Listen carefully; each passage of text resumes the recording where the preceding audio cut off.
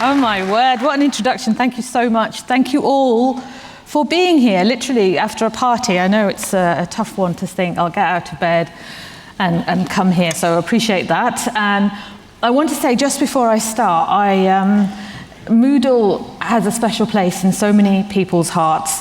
And this is absolutely true. When I was talking to Lauren and Sandra, who, oh yes, thank you, there you go, great bow tie, who talked about me, thank you so much for inviting me, to say, and I was saying, I'm going up to Edinburgh to be part of the Moodle conference, the Moodle Moot.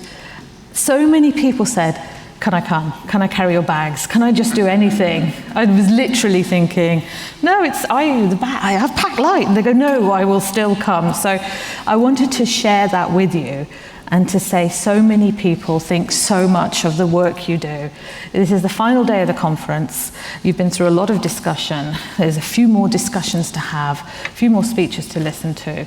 But when you get back on your trains and your flights and your boats, however you, handmade aircraft, I don't know what you're doing, because you're Moodle, aren't you? You would just create and craft something to go back. I want you just to remember that, because sometimes when you're working so hard on the work you're doing, and especially when you work with each other, you're wondering, what impact does that have? Allow me to say, before I even start, the impact of the work you do runs deep. And that's why people wanted to carry my bags, just in order to be at the feet of what you do, just to see you. So congratulations on everything you do, and congratulations on the team running this as well, because I think I'm personally in awe as well. So what I'm going to talk about is this, and I've picked up the fourth block in the Moodle Moot kind of ideas of social learning, all sorts of things, but I wanted to focus on this, the bit about nurturing growth in the Industry of 5.0 era. This is the work I've been doing more recently. And what I'm going to focus on a little bit more is how we can start future-proofing EI for AI. EI, AI, O, some of us might say, because we're a bit nerdy on the old, thank you for laughing. So we're looking at the skill set of tomorrow, and thank you for that fantastic introduction from Shalimar and Dan. So at the moment I'm a consultant. I set up the World of Work Institute at Henley Business School, back there as a visiting fellow, as I say, looking at Industry 5.0. I was also the director of EDI there, and also looking at future of work and careers, and author of a book called Future Proof Your Career. And also I did a book chapter in this book, the Digital and AI Coaches Handbook, where I focused on chatbot technology, which we've talked about a lot as well, how it supports learning. And I also was the author of a research report called The Equity Effect, which I presented at UK Parliament with your Lord Karen Millamoria, who is founder and CEO of Cobra Beer. And what this report found, just to give you a little hint on that, is that what we found when organisations committed to equity, and we looked at 1,000 firms in the FTSE 300, and we took out the outliers, and we found those firms that were committed to equity had 58% higher revenue. And that sounds crazy. You're saying, well, that's a big amount. I'll go and check all my sums again. And then you look at the literature and you see that happens in many firms. And I wanted to just share that with you, because there was talk at the beginning, I think it was Scott, talked about the importance of equity and diversity. I just put my notes where I talked about Scott. Oh yes. Notes I put about Scott was becoming coffee dad. Transcendental coffee dad. Maybe we all need to be that. But also we talked about what we do with open source is facilitating diversity, inclusivity, and creativity. Scott, what you've done is encapsulate the work of this research report, because when we are able to pull ourselves together and work together as a team, regardless of our background, and also including our background, and that we all value what we do, then of course we're going to get better revenue. 58% is perfect, is what we're expecting. And I'll give a quick extract of the book, because I'm going to go into, it's going to be quite positive, my talk, but it's going to be a bit dark in places, which I think will probably match some of the costumes I saw yesterday with witches and elves, Friar Tuck here as well. Friar Tuck, Nottingham. Nottingham came to Edinburgh. So I thought one of the things I wrote is the impact of the pandemic, the ongoing fourth industrial revolution, the broadening awareness of discrimination, the concerns about economic recession. It's an understatement to say we're entering a new normal in which working, learning patterns and career trajectories have irreversibly changed. And I think we're experiencing that now. We're delighted in the UK that we've got a visitor from across the pond. But it's created differences. It's created difference in where we're going. And I live in Reading now, and just going into any part of town, moving across, travelling around, there's lots of flags that are painted on roundabouts. There's lots of flags that are out and people are marching and things. So we've got a different place that we're working, and I think it's a good time where we kind of reevaluate what we want to do and how we move forward. And that's across all the kind of things that we do. So what does our 60 minutes together do? I'm going to go into a little bit more about this Industry 5.0 and what we can do to prepare ourselves and our learning, and what skills are really important, especially our emotional skills. And I don't want to get all emotional, which I probably will. It was an emotional party. But some of the things I've heard just at the talk, I was really happy to attend Martha Kamali's talk. Martha? Woo. Martha, impressive fairy work yesterday, by the way, in your costume. That was excellent, especially the wings. But you talked about how marketing, what we can do when we're promoting the work that we're doing, when we're promoting our technology, is that sometimes that misses it. It misses what we're trying to do in terms of connecting. And what you talked about was this human things. In order to get marketing forward, getting people to buy into what we do, we have to connect to the emotional side of things. Whatever side of the political debate, the educational debate, the business debate, whatever we want to do, we have to connect on that emotional side. And that's essentially what I'm going to talk about here. So I'm going to talk about initially what this means in terms of the work I've been doing around future of work, which is really the now of work, but it's the future of work I'm going to start with. Why don't we start with a little movie to kind of get us up? Yes. Who said yes like that? Yeah, wow. Okay.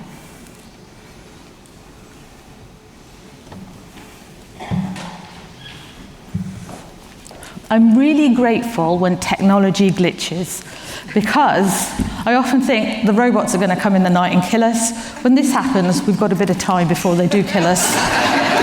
So we've got a few minutes before it all happens. No, not at all. Let me talk anyway while we get that little video up. Oh, it's up. Oh no, the robots might kill us after all.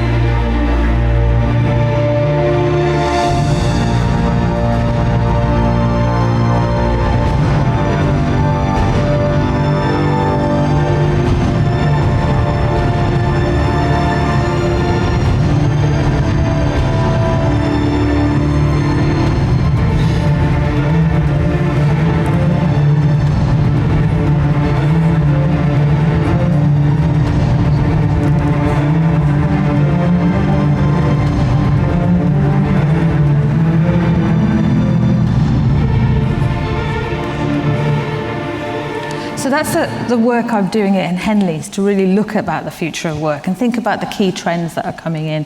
And I thought I'd, like in any good person that's working in academic work, I'll plagiarise someone else's work. And what I've done is nicked not Henley Business School work, but IMD Business School, to look at their trends that are coming in, just to kind of, well, let's share IMD.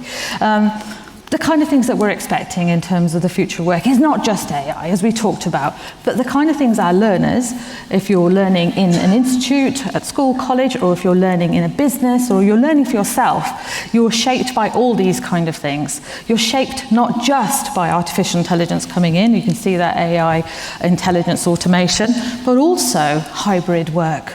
Hybrid work not just hitting us in our learning, but hybrid in our work as well. What does that mean, though?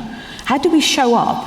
What does it mean to progress? How do women progress in a hybrid world? How do men how are we going to have differences? How are we going to create equity in this space as well? And how do we look at work-life balance in that way as well? And talent and attraction and all those kind of things. The shift in demographics, the generational differences, Gen Z coming in a lot more, Gen Alpha coming in as well with their thinking, saying, actually, you know what? I wish I had been a Gen Z. Do you know what I'm going to do is not work all weekend, actually.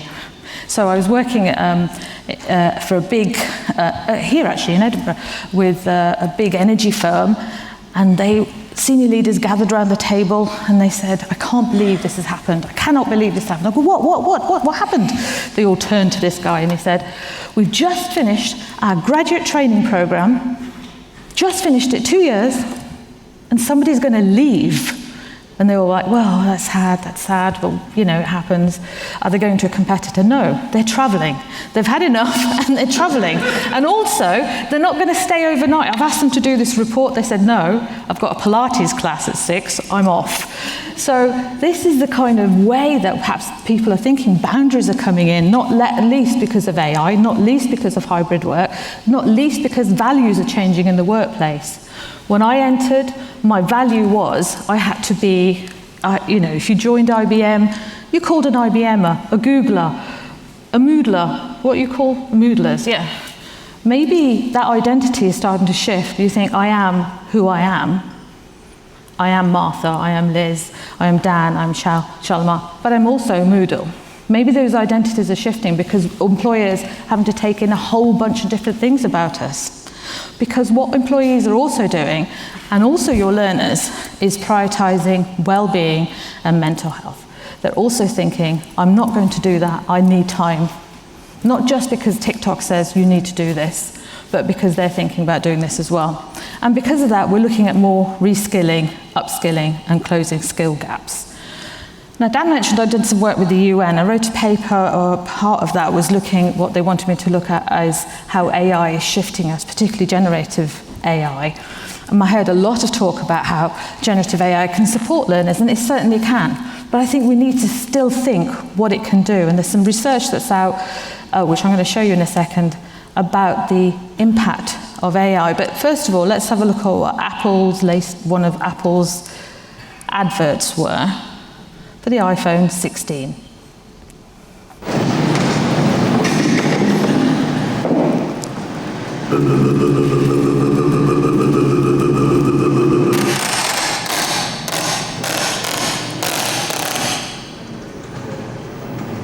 Wow. Hey Jay, this project might need a bit of shushing, which is a big enchilada. How about Warren?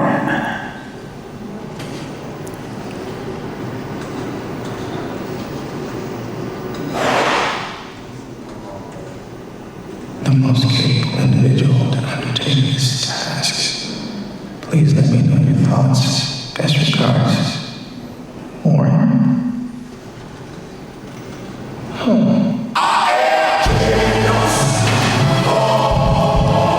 So that's obviously what we can do with generative AI, and it's good. How many of you are writing personal, heartfelt messages using generative AI to your beloved? It's your parents' anniversary. You think, what am I going to say? Dear parents, after 40 years of marriage, you probably, we're using it in every day. How does that feel? Probably feels good. It's easy. We can adapt it. Same with the learning. We can adapt it. But actually, there's an impact on that because we've got, that's the thing from Apple showing that. How authentic do we feel that message is when it's been rewritten? So this is a paper that's came out in this year by Adams, Lindell and Ibrahim, looking at different aspects. But I wanted to do, there's a couple of things here. And one of them, the study findings, links to, particularly to Liz Starbucks-Greer talk yesterday on digital capital. And it's the third bullet point down. But first of all, there's a critical thinking shift. Over-reliance on Gen AI could shift critical thinking.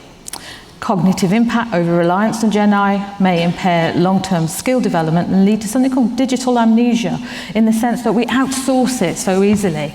We're here in Scotland, we're here in Edinburgh. Any of you gone out hill walking at all? I'm sure you did that in every break. So you're doing the hill walking here. A lot more people from Mountain Rescue saying they're doing more calls because people can't read maps. They're using their phones, and obviously the phone's not connecting or not working, because we're digital amnesia, we're thinking, we don't read maps. We probably don't need to read maps, and we might not need to use other things because we're relying on digital technology. But one of the key things is that third bullet point there. Higher confidence in Gen AI is linked to less critical thinking, while high self-confidence promotes more critical thinking. So one of the things that we need to do, and your talk, Liz, talked about how we have to build confidence for people who don't feel confident, who don't have those networks to build their confidence, who don't have the support structures around them. And if that happens, we're going to start believing the AI. I'm quite confident, and I believed the AI because I decided to look at how to get from Waverley Station to the hotel, and it said it's a 20-minute walk, and it also said mostly flat. Mostly flat. I was immediately presented as like this giant staircase to heaven, and I thought, damn you, AI, but I'm going to have to trust you because I'm here now. So this is, I think I'm quite confident about these things. So in some ways, I'm going to introduce a concept to you, which also started near this area in Edinburgh, the Luddites. How many people have heard about the Luddites? Do we have a mic at all? Or just shout loudly, because I want to ask tell me what your thoughts are on Luddites. Can you put, who's happy to shout out what they think the Luddites are all about? Liz, shout out what Liz, would you mind telling me what the Luddites are, shouting loudly to the audience? They were a group of people that resisted new technologies because they knew it would damage their livelihoods. Well, you know your stuff. I was hoping you'd give me a cliche, but yeah. So, damn it, she's too smart.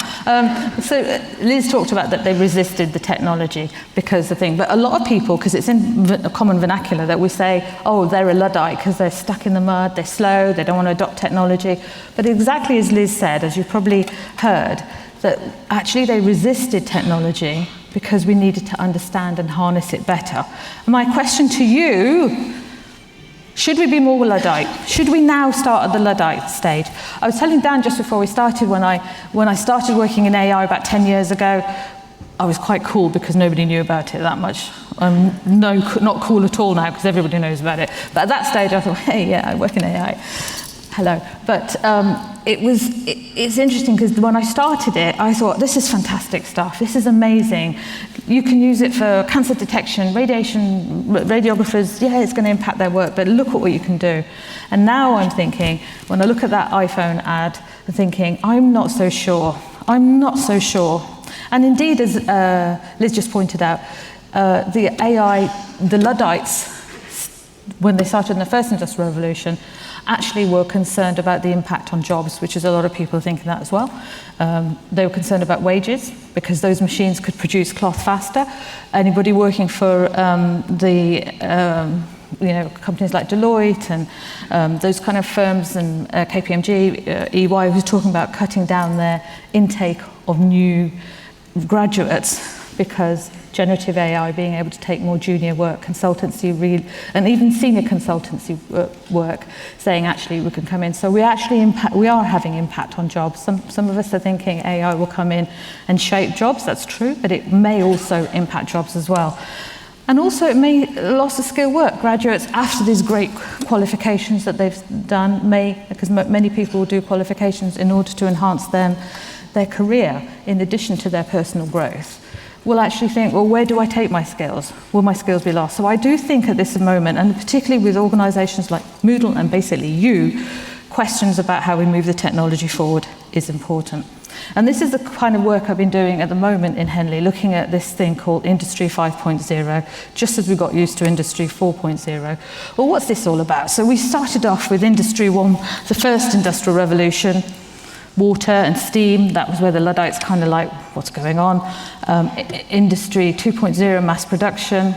Great stuff. The union started after that. We started getting us holidays, started getting us weekends. Then we moved into Industry 3.0, where we got computers and automation going even more so. And the ones that we're probably more familiar about, Industry 4.0, Internet of Things, network communication. But what about now? What are we talking about this separate thing? And is there really a separation? May not be, but we've looked at it in that way. Industry 5.0 is more about how we collaborate, how we've got more human AI/robot collaboration, how we have to develop our cognitive systems, particularly with generative AI, how we work together with them. It's more about human AI togetherness. Some of the foundations. And what I wanted to really emphasize is the work that we're doing, which I think echoes the work that you're considering ethically and your values in Moodle. Really great to see what Martin talked about, to say that what we need is better learning outcomes, not just AI for AI, but how it's going to push learning forward. So this is the foundations we've looked at for Industry 5.0. 5.0 should be human-centric.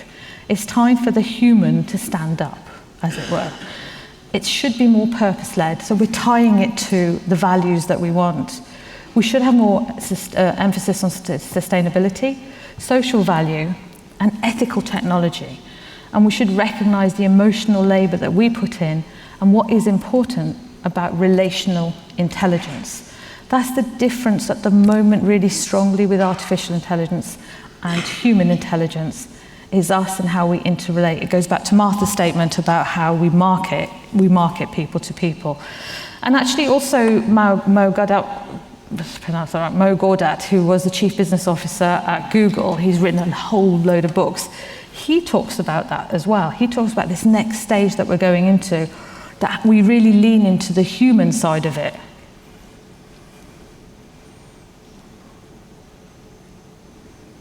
The humans were made up of a physical form, a mind, and an emotion, and a spirit. The spirit is not very effective in the workplace, let's just agree with that. The physical form is no longer what we use work for, right? So the Industrial Revolution sort of was replacing the muscles of humans, and we found jobs in the information age, which were mind and IQ based. Now those jobs are going to go away, and you can't compete because the intelligence of the machine at the task assigned is going to be better than yours. This is inevitable. Which other part of us is going to remain? Believe it or not, it's the emotional bit. The main asset of the next human evolution, if you want, in the workplace is our humanity. This is the biggest asset you have. Absolutely, this is the biggest asset that we have. The humans were made. So we did some research as well to think, if we want to go in this, if we emphasize our human skills, what are we looking to do? Because this is an age of flux and change, and all things are happening, from tariffs to AI to hybrid work, and people saying, get back in the office, people saying, it's okay, work flexibly. We don't know. So business leaders are in a difficult place at the moment, and at the moment from my research, they're not really sure about the skills that we need. They know about many of the skills, but they're thinking, what do we need to do to work along AI much more deeply if we're going to have AI even take a step forward with generative AI, how we push it further. So what skills are going to be needed? This is what I want to focus on in my second part 2. There's 3 parts. This is part 2. So I'm going to focus a lot more on the skills based on the research I've done. And I think there are 3 powerful AI human skills, and I'll give them to you straight away, no hiding. The first one is resilience, agility, inclusive thinking is the second one, and emotional intelligence. I think that ties in very well with the work that Scott's opening address as well, and the work that you're doing here in your work. I do have one overriding secret sauce to pull it all together, which I'll show you as well. But these are the things that I found in my study, which took 2 years to look at, and I followed many organisations and people to see what was really critical. And many organisations will be writing this in. So when we're writing our learning outcomes and we're writing our things that we want to do, maybe we might want to consider these as well, looking at our programs. Or maybe also, and this is something that I found as well, when we want to help other people in their learning, in their development, in their growth, we might neglect us. And I want to say, these are great skills for us as well. The first one is resilience. I really found that to be absolutely important. So I looked at a whole scale of 5 qualities of resilience, and it really meant a whole bunch of things. And having greater resilience with this VUCA world that we're in, this challenging, changing, uncertain thing, is that when I looked at the people that, this 2-year study, that people who are able to more show success were the more resilient ones. It makes sense. But what made up resilience? What made people feel able to be strong and come back from difficulties and think, no, I can go again, I'll go and fight? One of it was related to what Liz talked about, Liz Starbuck-Gray, if you heard her talk, was about this confidence that comes through from other people. But if you aren't able to have that, how do you start building it? Well, I found 5 findings, which I can tell you about later over lunch, but I wanted to share one, was learning. I found that people who do learning, the things that you're creating is not just about, let's get this learning outcome from this course in medieval French history or maths or introduction to AI, whatever you're doing. You're developing something that enables the brain to take things forward and enables people to be resilient and to withstand those changes. And I really wanted to share that really strongly with you. Learning enables us to be more resilient. What more do we want? To go through those difficulties that we have. Learning itself expands the mind neurologically for us to be able to do that. You build resilience with the work that you're doing, not just the content, but the person, the being, who they are. And also we will do that. So if you get a chance to do more learning yourself and think, how do I explore? Not least by coming to conferences and hearing things and expanding your thinking, your brain will also expand. You will develop an optimism as well, because that's what resilience and learning combined do together. So that was the first one. The second one also relates to Scott's opening. Inclusive thinking. This is something just to share.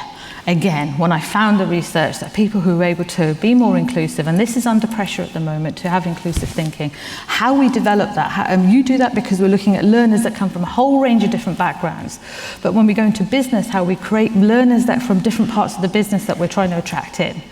If they can start thinking inclusively, they are also more successful. And that also contributes to the overall outcome for the organization as well. We do better when we're inclusive, and that goes back to the first piece of research I wanted to share with you, the equity effect, which you can also download from the Henley Business School website. When we think more inclusively, we're able to progress entirely. This was produced by this. Sorry, you're looking at my image there. It was these are AI images. What do people think of AI images? I will a bit shruggy. Were you shrugging there? Exactly. Exactly, good to shrug. So I just want to throw something in because it avoids copyright, which is why I use it. But actually, if we're looking at AI and imaging in particular, marketing also, trust goes down when we're using more artificial intelligence in our imaging. And I saw a few kind of really interesting products coming out, really zooming in with the thing. We have to also, just to throw that in, trust in what we deliver, what we do, there's a microscope on top of it, how we look at our work in AI. And this is the third one, and I'm going to spend a little bit more time on this. Emotional intelligence. It's a huge piece of work. And the study that I was involved with my supervisor in Henley was a 7-year study, 7 years, with 1,000 managers to look at the results of the study. Those people that have able to manage emotional intelligence, bring their emotional intelligence forward, are essentially more successful. That's the bottom line. And I think when we look at learning for itself, great, but how we look at learning and include something like emotional intelligence, we can achieve so much more. We can really do that. And just to give you a couple of things about it, I'm going to go into Daniel Goleman's work on the 5-factor. That's the definition I'll choose today. But just to bring in some other people, there's a cognitive scientist called Scott Barry Kaufman. You may have come across his work. He's really good, and he does work with people who are learners. But I wanted to show you one of the things he talks about as a cognitive scientist. He talks about one aspect of emotional intelligence, about us able to control our emotions and not blame others. That's one of the things that we see arising, and that also contributes to lower confidence. And lower confidence means that we believe the flipping ChatGPT, or we believe the sat-nav that made me go up those massive flights of stairs.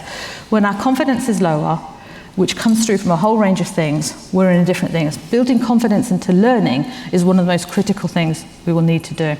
This is Scott, and that's what he talked about. He's done a lot of work on self-actualization, the Maslow thing, but let's see what he says.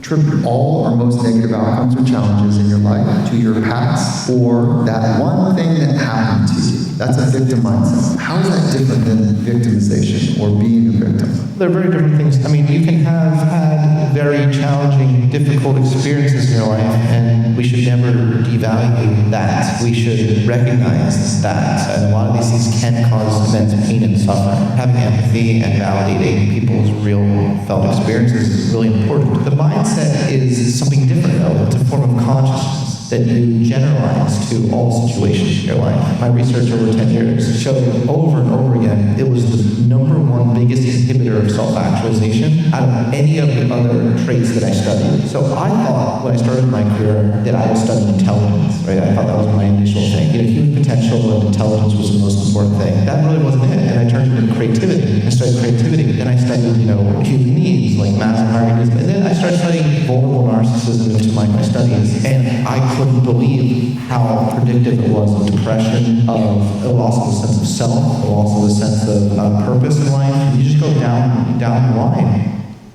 And his work is really showing that actually this is rising, and there was a report not long ago that confidence in younger people is slightly dropping than it was previously, and it could be because of the impact of social media. It could be, we haven't full connected those correlations yet, but it could be those sort of influences that we see, what's happening in the news, the use of all sorts of things. But he does say when we think more negatively and we're surrounded by that, we can start inhibiting, which is why emotional intelligence, I'm really kind of pressing the point forward, is so critical, because it can start leading to those things.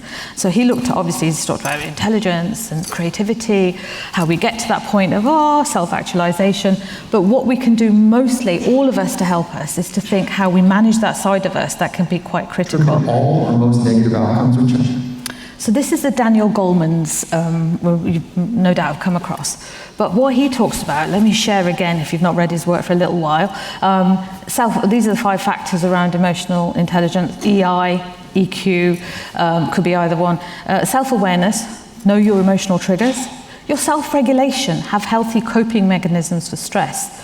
Your motivations, how you know about your core values. Why are you here? Why are you here is a question you might want to think.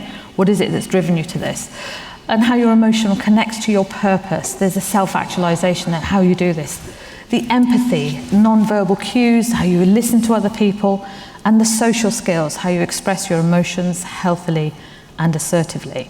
This is so important, and I really want to say in the world of AI, and that's coming in where there's so much attention being taken away, or we have to focus on, this, I'm going to say categorically, is the key thing that we need to build in ourselves, and perhaps in our learners also. And how we do that is more complex, but that's what I really think. We can do this in order to bring the humanness, to bring those things that Industry 5.0 says that we need, for us to really work well. So we can guard against some of those difficulties, the pulling away of critical thinking. When I did the paper for the UN, it was a pulling away of critical thinking, and also looking at confidence, and also looking at privacy, people feeling concerned about how they're being monitored, what is happening. Because AI itself is inert, but how we manage it as leaders, and how leaders manage it when they sell to us, is the key thing. And for us to resist that, build your emotional intelligence. In fact, I wouldn't mind you, if you wanted to having a chat to somebody next to you if you don't want to, if you think, I saw them at the party, no way am I going to talk to them after that bit of dancing they did, then you may think that way, but actually what I want you to do is to look at number 2, self-regulation, is to think, and I would like you to start thinking about this now, when was a time you got really annoyed? When was the time you think, my buttons were pressed? That was awful. I'm going to think about shouting at my phone when I was at the base of those stairs, my buttons were pressed. I felt like Kung Fu Panda when he looked at the set of stairs and said, stairs, my final nemesis. I felt very upset. That could be me, that's just me. When did you get pushed a little bit? What really annoyed you? And talk about that with your person next to you or to yourself. And also think about the mechanism you managed to get out. So if you just spend a few minutes doing that, five minutes, just to share that with each other.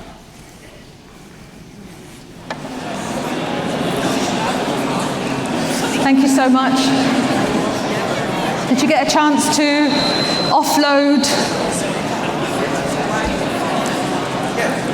Okay, I'm going to ask somebody to feed back. I've picked on Nadia. Nadia, would you come up? Come up, yeah.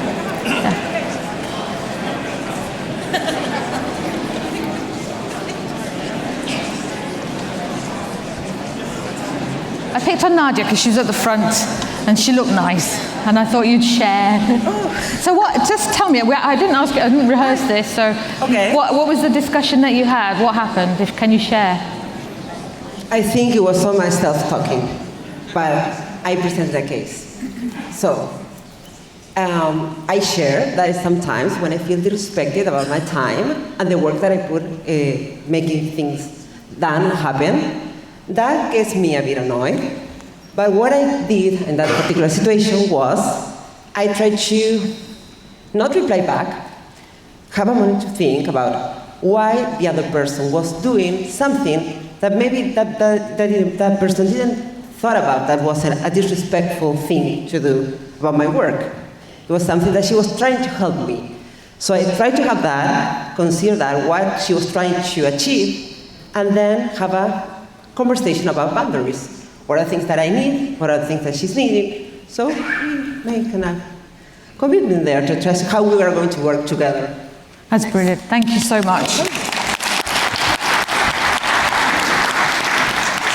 Well, Nadia, you didn't know that was going to happen. So one of the key things from that is that when the research, well, I'll show you the findings in a minute, is that when we find a way through that, when you get annoyed, when you stubbed your toe, when you're faced with the stairs, when someone's being difficult, when you're having a bit of time, when you're trying to get the kids out of the house into the car into the school, all those things build.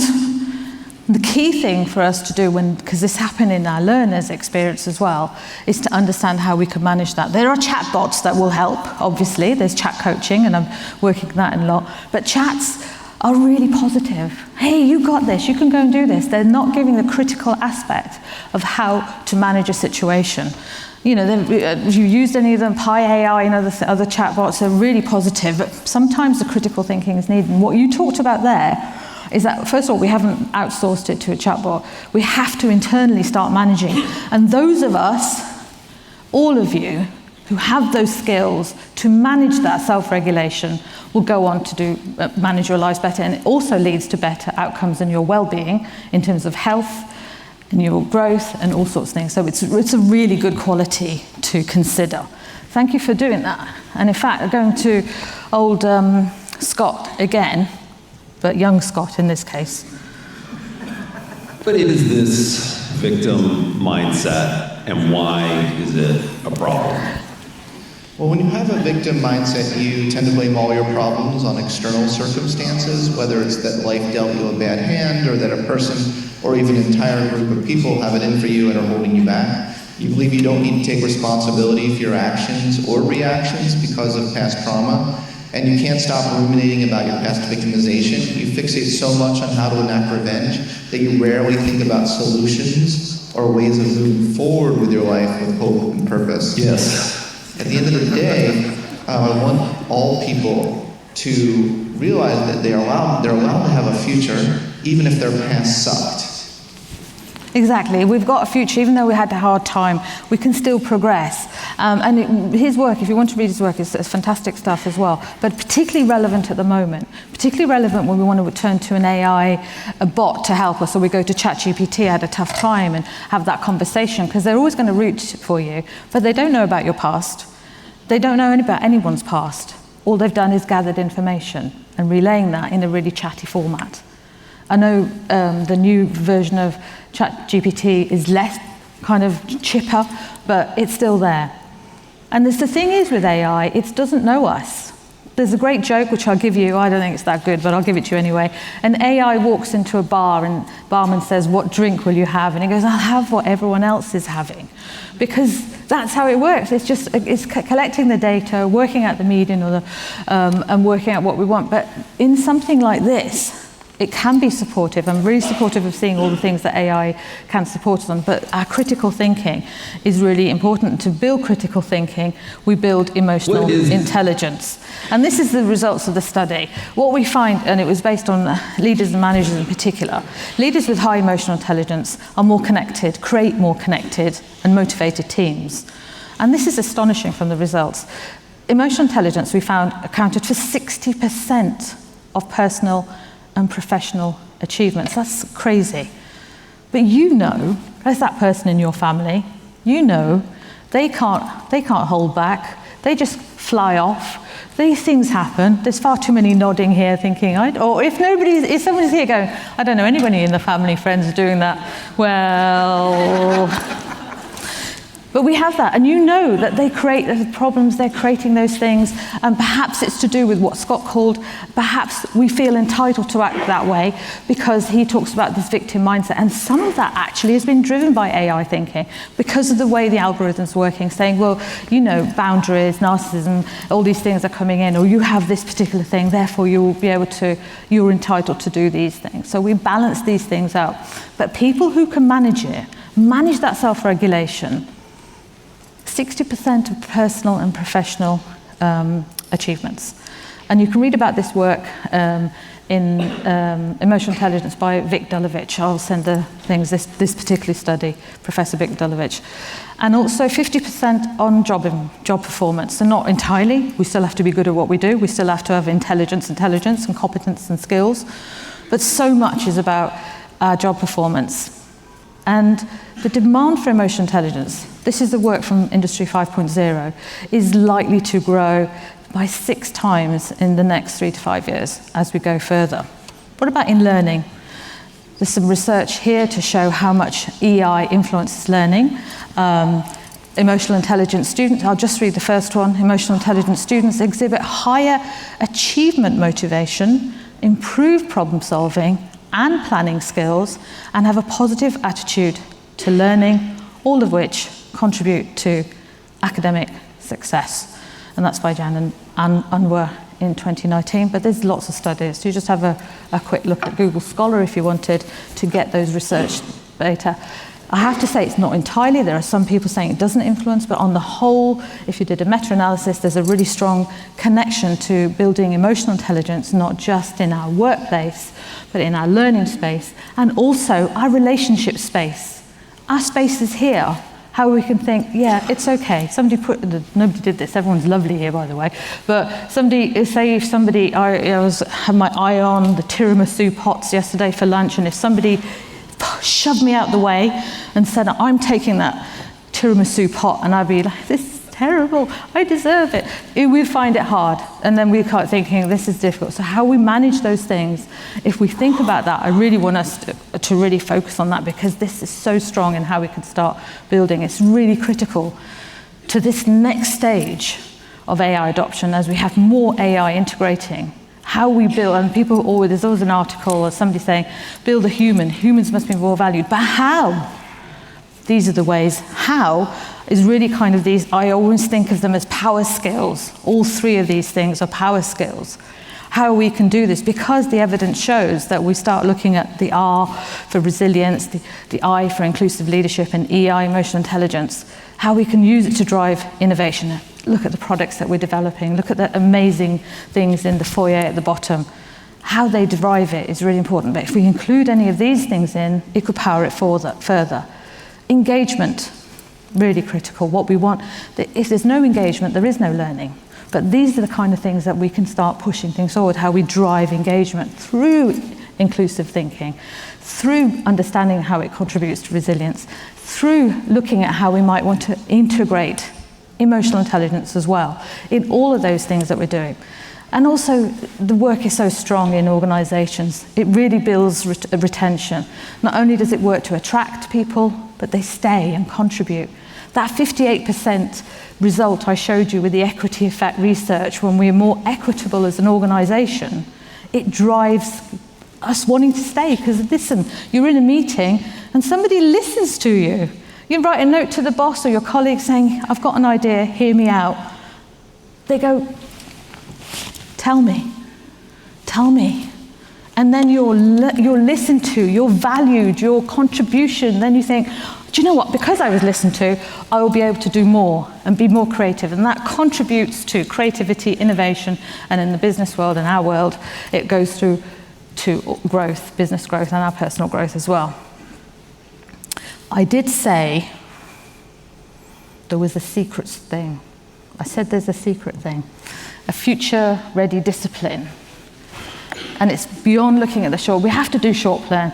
We have to think, what's going to happen in Q2? What's going to happen next semester? What's going to happen next academic year? We have to do that. That's what we're driven by. That's the COVI thing, urgent, important. We have that. But I did some research as well to look at those organizations and leaders who were more able to achieve success. And I found there's one quality that really separates them out for looking beyond this thing and achieving success. It's a really simple one, but this is what I found. Space. Space for deeper thinking. There's a nice little diagram. I like that one. What do you think? You're still a bit... You're a bit... He's thinking away. He's thinking about AI, he's thinking about how we integrate it with people, he's thinking about global sustainability, ahead. I don't know what that head's all about, but he's doing that.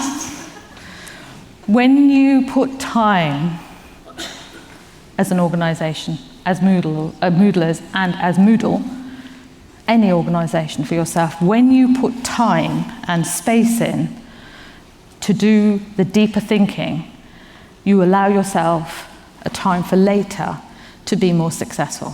Because you can do your analysis, your thinking, you look at the data, you can go away, this is going away on a hot, you can do your thinking, you can do it in the shower, you can go for a walk and all these kind of things, but you allow something called, where you get, what you're doing at this kind of thinking is the focused thinking.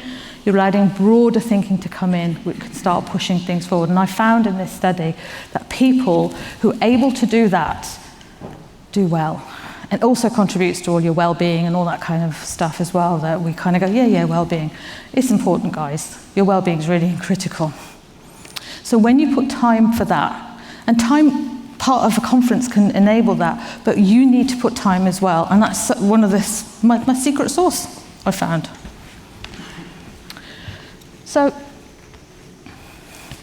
to really come back to what I wanted to do is to look at how it contributes to the aims of the conference and how we can look at the kind of things. I think it can really work with both how we engage learners through looking at resilience and all those power skills, from, if we're looking at interactive activities, from gamification, how those have learning that's diverse and inclusive, so people feel more engaged as one of the qualities. How we have social learning, fostering collaboration and building learning communities. That can only happen when we build confidence. At the moment, confidence, and probably all of us are feeling a little less confidence with all the stuff that's going on, but learners particularly may be thinking, depending on, all around the world and all sorts of places, building confidence, understanding digital capital, and thinking how we can put that in through the kind of qualities is really, really important. And I think that's one of the qualities, particularly in resilience, the resilience quality, how we build that forward. designing for tomorrow. Obviously, we've got that in technology, looking for AI to look at how we make it connected and moving forward. But I focused on this, nurturing growth, helping learners moving forward. Obviously, the sort of things that we have, like notifications and so on. But what if those notifications, what if you all found a way of thinking, if I want to nurture growth, both for myself, but especially for my learners, how would I consider emotional intelligence in the face of artificial intelligence? It's a direct question, actually. What would you do? What would you do in order to build this thing? Because I hope I've given you enough evidence of how critical this is. And as I said, I'm working 10 years in AI. I started off with a placard, AI is amazing. And now I've become a little bit more Luddite. So I've kind of gingerly put my placard back in the boot of my car, brackets, trunk of my car for people that are visiting. That kind of, how do I, because I'm not so sure that the guardrails are completely there.